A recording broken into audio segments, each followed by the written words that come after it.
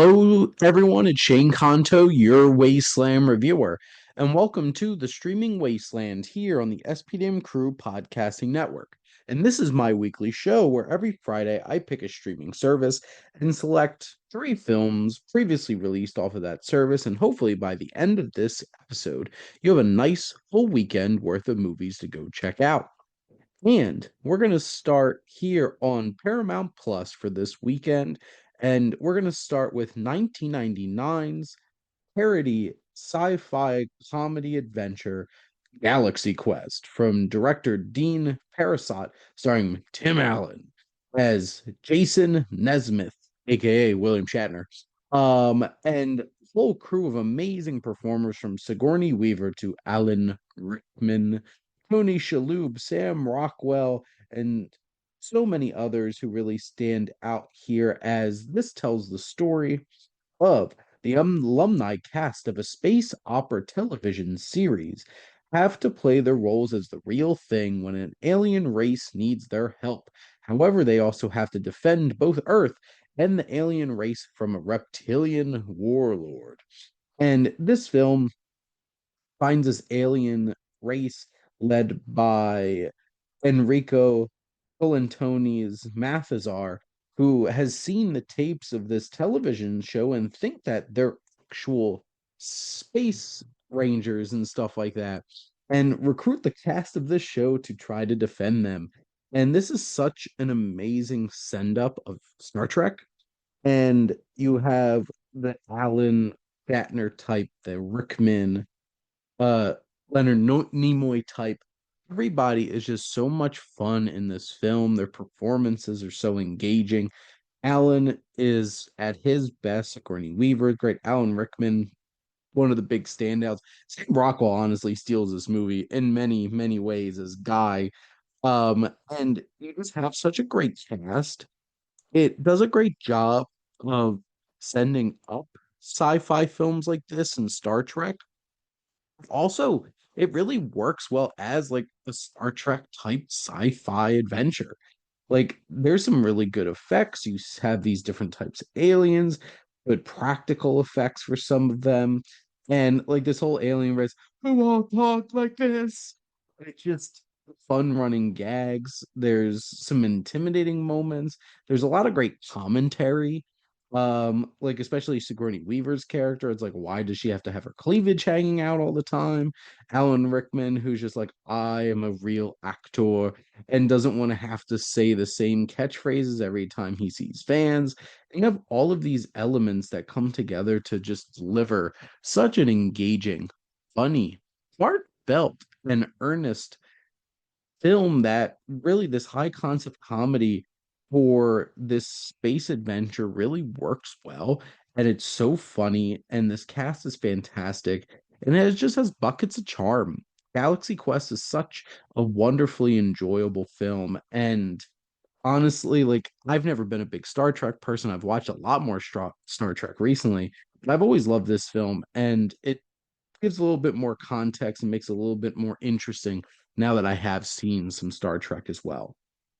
Next up, we're going to give you a B slasher horror flick from 1980. It is one of the launching points of the big slasher craze of the 80s. It is Friday the 13th. And this is from director Sean S. Cunningham. And we have a group of teenage camp counselors attempt to reopen an abandoned summer camp with tragic past, but they are stalked by a mysterious, relentless killer well, before we had Jason Voorhees and his bulking physique and his giant machete and his hockey mask. It was Mrs. Voorhees who was going around and slicing and dicing.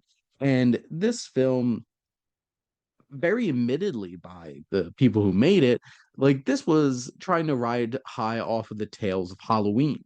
It was supposed to be a Halloween ripoff and trying to make money off of that. It's low budget. You have pretty uh amateurish cast, but you do have a Kevin Bacon popping up in here somewhere. But this film was made for such a low budget and really does actually have a lot of impact because this really set the tone for all like sleepaway camp kinds of horror flicks. And it just really sets so many standards and tropes and cliches for films like that. Like, this is not the most polished or engaging slasher flick you're gonna find. And for me personally, I'm a much bigger fan of Halloween and Nightmare on Elm Street before Friday the 13th. But this does have some of its merit.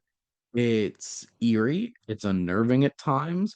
It really captures a lot of those tropes and stereotypes of these camp counselor characters, and there's some real ramification, emotional impact on why this is all happening. This is an enjoyable, engrossing slasher flick. It's about 95 minutes. It's iconic at this point, really setting the stage for one of the biggest horror franchises of all time.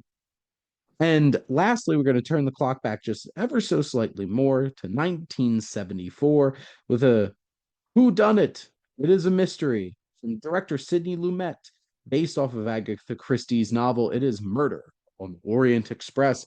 And long before Kenneth Branagh took his own take on this and the mustache, we have Albert Finney as Hercule Poirot. And you have just this huge ensemble cast.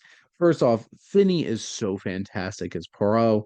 He brings so much quirk and charisma to this character. The mustache, just the whole entire vibe of this really works. And he's such a unique and fun investigator that brings a lot of life here. Sidney Lumet is an all-time great filmmaker who just has a great vibe with his approach to filmmaking and storytelling, and really sets the stage for a good whodunit and brings this classic, really truly iconic and classic Agatha Christie story to life.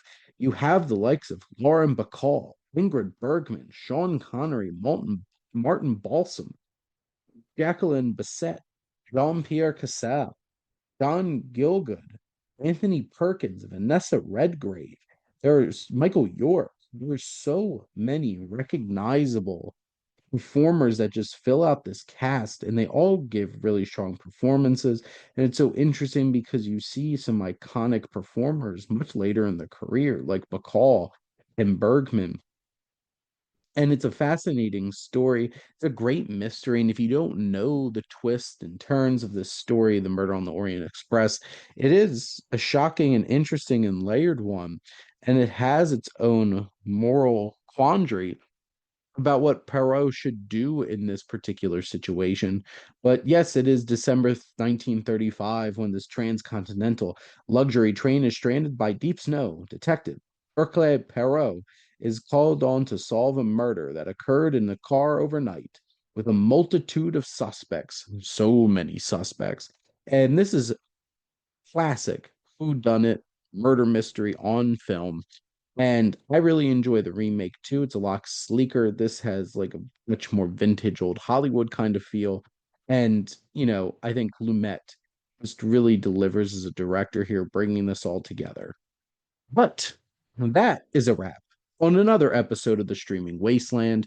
And let's do a little summation. So, Paramount Plus this weekend, you could go check out 1999's Galaxy Quest or 1980's Friday the 13th and 1974's Murder on Orient Express.